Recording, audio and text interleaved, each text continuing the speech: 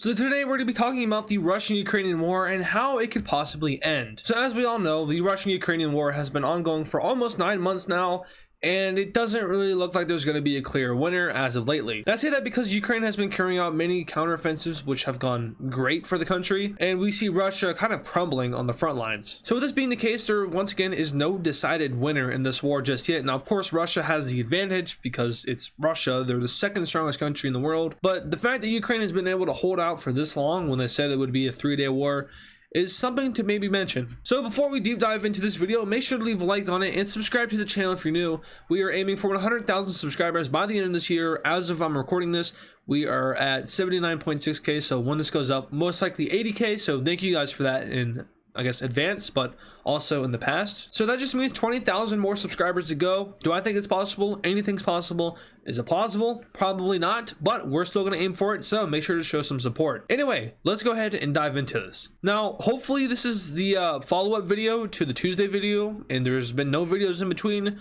because I'm recording this on Wednesday after the whole Polish missile incident.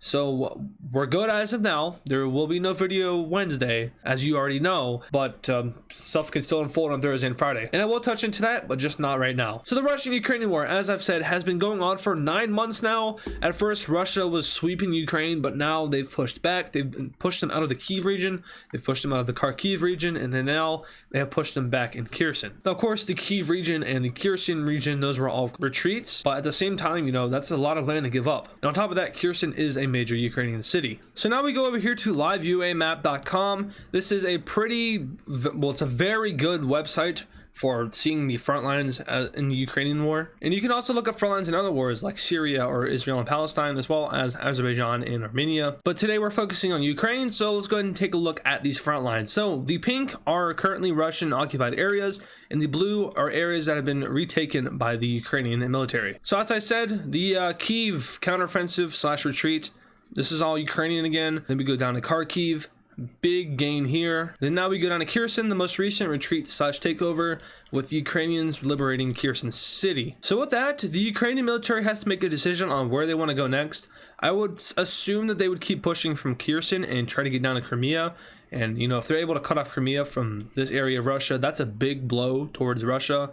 And they're like, what's the word? I guess their character. I don't know what I'm trying to say, but we can see over here on the Donbass front line, this is where the most fighting is happening. Russia hasn't made an advance here in months, and you can see if you look back, there has been no gain. I think this right here might be a gain. I'm not too sure though. I know this has not moved at all. Usually where you see that the little gun icons, that is where there's fighting happening. But if you go over to Kharkiv, we can see that the Ukrainian military is making advances as we speak. So the Ukrainians are being bombarded by missiles right now, and that's kind of what happened with the whole Polish thing. Now if we see here, this is the site of the little or not the little, but the incident of where the missile hit, and there are pictures. So it does look like from this that they are Russian missiles, but it also does look like there are Ukrainian air defense missiles. So once again, we will jump into that in a couple seconds or minutes, but first let's just talk about what's been going on in Ukraine. So once again, the Kherson retreat is the most notable and biggest notable event that has occurred recently. But also Russia's been hitting the energy grid across Ukraine, causing lots of power outages for millions of Ukrainians. Apparently this isn't a war crime, or it kind of is. I looked into it after that video that I posted on Tuesday. It kind of is and it kind of isn't, so it's an interesting little thing. But let's just go ahead and do a quick intervention on the Poland incident that took place. So if you don't know, go watch my last video because I covered the topic completely. That video was posted on Tuesday the 15th. So if you haven't seen that video, go watch it and come back to this video because it will just fill you in on what happened. But I will go over it briefly. So a missile hit a Polish village, blew up and killed 2 people. This is the first time that a rocket or any kind of fighting or conflict related activity has taken place outside of Ukraine. So in this case, it's Poland, a NATO member. And this drew a lot of concern at first because if Russia launches a missile, that's a war with Russia. I mean, if it's intentional and Russia launched it, then it will activate Article 5 of NATO, and the entire 30 countries plus Finland and Sweden will go to war with Russia. And that's by law of the alliance. But we have learned more information as the US and Poland are investigating it. And according to the US and Poland, it is a Ukrainian air defense missile and a Russian missile which hit over here. So it's interesting because they found the wreckage of an S-300, I believe it is, and they also found wreckage of, once again, the Ukrainian the air defense missile. So this basically just means that Russian missile went up, Ukrainian missile went up, they collided, and then they kind of spiraled into Poland. That's possible. Or they like missed and something happened and they ended up both landing.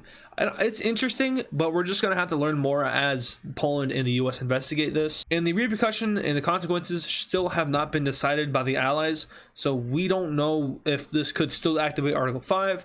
Poland is looking at activating Article 4, which of NATO, which is the article basically just calls everyone together. They're going to review what happened, and they're going to decide if it is a violation of Article 5. If it is, Poland will most likely activate Article 5 if they come to that conclusion in NATO. They most likely will not, because this does seem like an accident, not intentional, which will then save the world from dying. So there's a little brief update on this.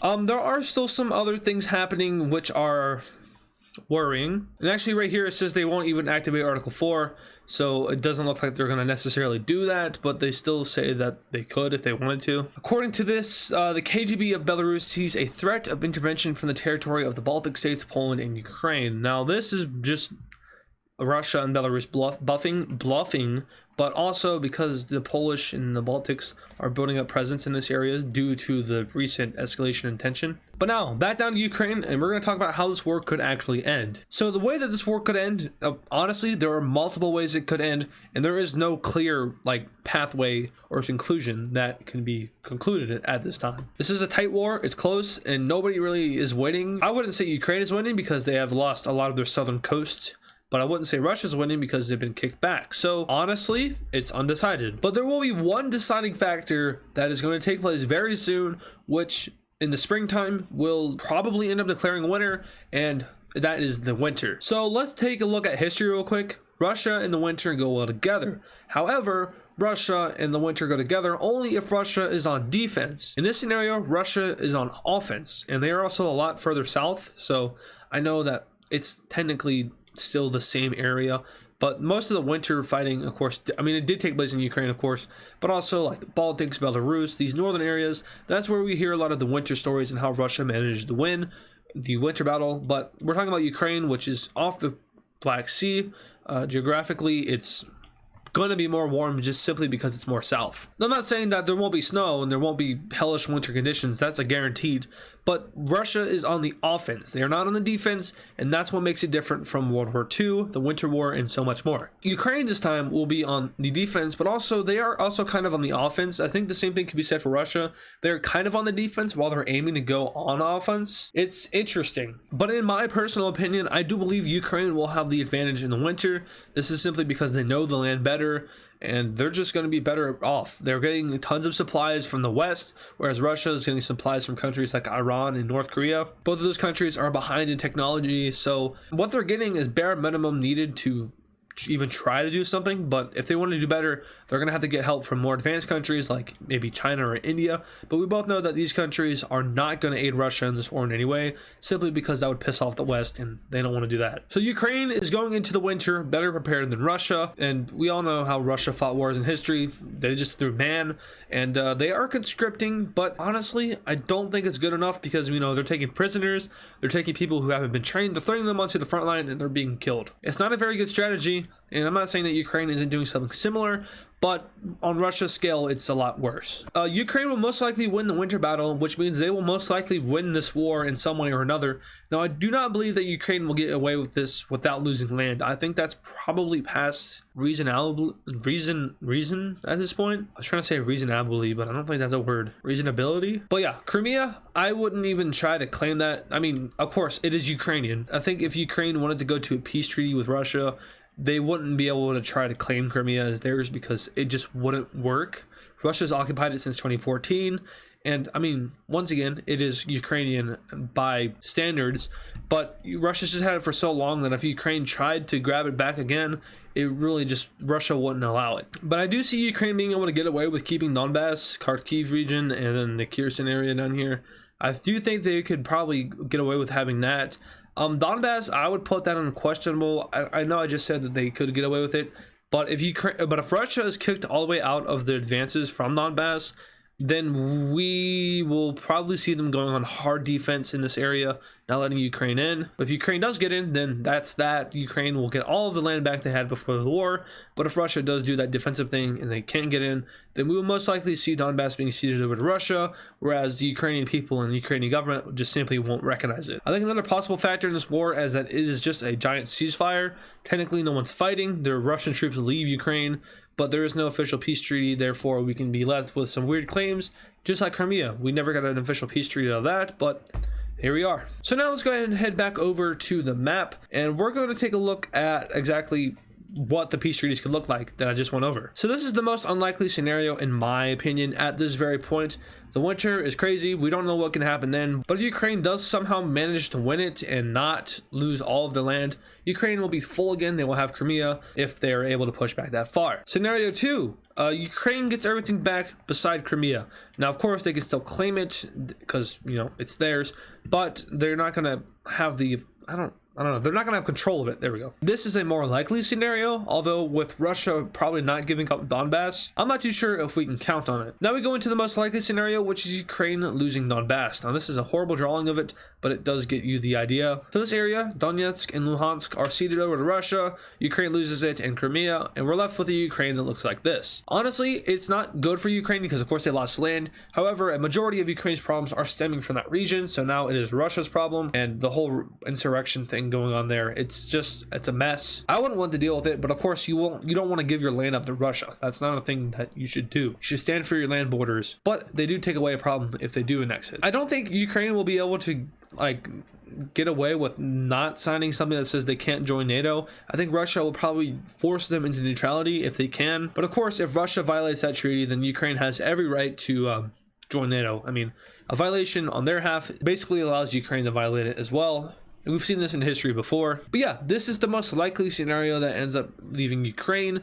Now, it could get worse than this, and I highly doubt it will. But if it does, I'm just going to go ahead and show the red line, which will show the progression. So if Russia somehow manages to not get completely kicked out, we could see a border that looks something like this going around the AdizzPro, and then going up to Russia's current occupation areas in this area. So basically they just stopped the war today and they claim everything that they have right now. This is slightly more unlikely, but if it were to end current day, this is what we would be left with. Now, I don't really think Russia will be able to get more than this, but if we're going to go to extremely unlikely, and this is probably just as unlikely as Ukraine getting Crimea back by the end of this war, we could see something that goes like all the way along the border of the Dnipro. Is that how you say it? I know I used to call it the Dnipro. I don't know if that's correct.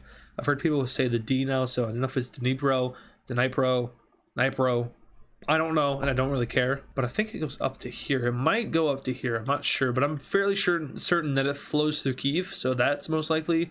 And Ukraine isn't going to give up Kyiv in a treaty like this, but we could see something like this. It's just unlikely as Ukraine getting Crimea back, so there's that possibility. Once again, we don't know how long this war is going to last. I predict it'll end sometime in 2024, early 2024, late 2023, somewhere in that ballpark. I don't just see Russia giving up, even though that they probably should at this point. But yeah, so these are the 4 or 5 regressions of Ukraine, the treaty that they could come up with. Once again, this is what we're facing now, so it's a fairly, I guess it's a fairly even playing field now. So with that, we are going to end this video. This is similar to the video on Tuesday, which is more geopolitics than it is mapping. And I really do enjoy doing these updates and stuff like this because it's very interesting to me. I'm super into the news and geopolitics and what's going on in the world right now, especially the Ukraine war. I'm fascinated by wars for some reason. I don't know why. Call me a warmonger, but whatever. But yeah, so if you guys did enjoy, make sure to leave a like on this video and subscribe to the channel if you're new. We are once again aiming for 100,000 subscribers in the next month and a half. Can we get there? Sure. We just need your support. Leave a like, leave some input in the comments, share the video to anyone that might be interested, and most importantly, subscribe to the channel. Thank you guys for watching, and I'll see you guys in the next video.